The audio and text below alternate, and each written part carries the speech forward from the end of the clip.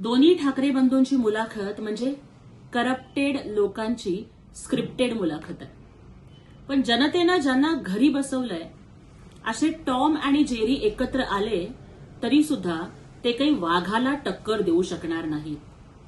अहो, दोन भाऊ जे 20 वर्ष एकमेकांचं तोंड सुद्धा बघत नव्हते, आज ते एका सोफ्यावर बसून मुलाखती देत आहेत, कारण एकनाथजी शिंदे साहेबांच्या कामानं यांच्या झोपा उडवलेल्या आहेत.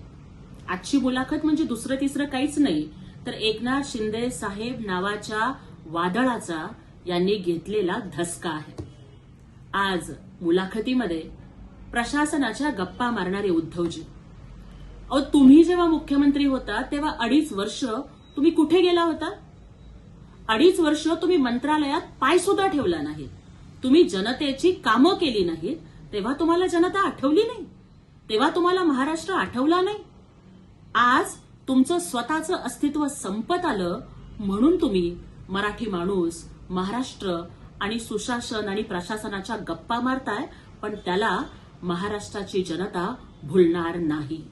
तुम्ही कितीही मोठे सेट लावा, तुम्ही कितीही लाईट कॅमेरा ऍक्शनचा खेळ खेळा, पण ही बडे मिया छोटे मियाची जोडी महाराष्ट्राच्या राजकारणातून आता आउटडेटेड झालेली आहे.